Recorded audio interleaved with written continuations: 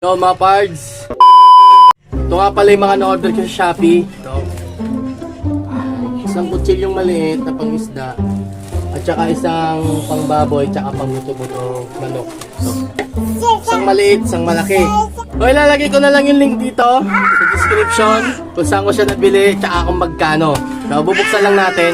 Okay. Mga pards, nakikita nyo, yan yung mismong rate o yung mga nakabili na sa kanila. Tapos, ito yung page nila, di ba? Napaka-legit ng produkto nila. Ha? Napaka sobrang sulit. Yan, makakatipid kayo. Ayan, ayun yung mismong page nila ha. Ini-screenshot ko na rin. At saka puro more on kutsilyo, basta iba't ibang klase meron.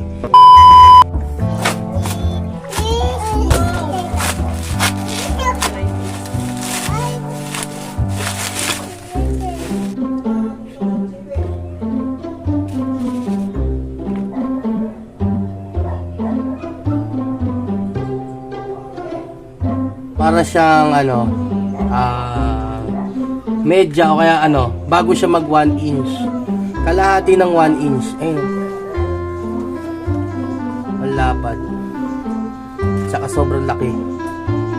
Ayan. Haba ng hawakan. Next.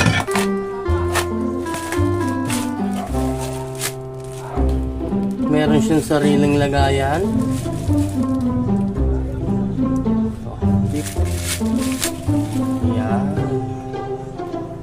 So, maliit lang siya. Ano siya, style isda siya. Pa-curve. Ayan. Tapos, ang kapal din niya. Ayan. Kita nyo ang kapal. Mahawakan nyo sa personal ang kapal niya. Sobrang kapal. Hindi mo siya mababaluktot. Tapos, yung hawakan niya, kahoy din. So, napakatibay oh. So, yun mga parts. Ito yung isang kutsilyo natin na maliit. So, makikita nyo, ayan, stainless siya. Ito yung seller. Ayan, siya yung seller na binilihan ko. And then, matutuwa kayo sa mga pinopost niya. Amaze kayo sa mga produktong binibenta niya. Kasi halos lahat ng binibenta niya sa Shopee is puro magamit pang kusina. Ayan. So, shoutout nga pala dun sa seller nito. Ayan, napakaganda ng item. Ayan. Sobrang ganda. Ano siya, sobrang kapal, matalim. So bagay na bagay ito pang isda. Yan.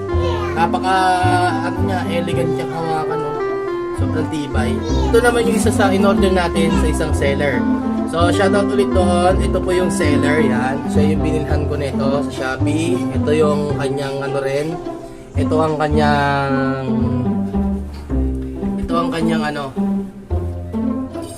page or yung account niya sa mismong Shopee.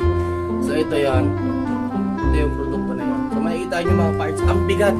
Parang tansya ko 1 kilo ata ito eh. Ayan o. Ayan. Makapal siya mga parts. Ayan o. Kapal. Sobrang parang 1 inch. Parang kalahati ng 1 inch. Tapos ang haba niya sobra. Haba o. So yan like, share, comment, and subscribe. And then nandito na yung mga seller. Doon ko to in-order sa kanila. So bahala na kayong order. Basta mahalaga na review ko na siya. Ilalagay ko rin to sa review, sa rate sa Shopee. Ayan.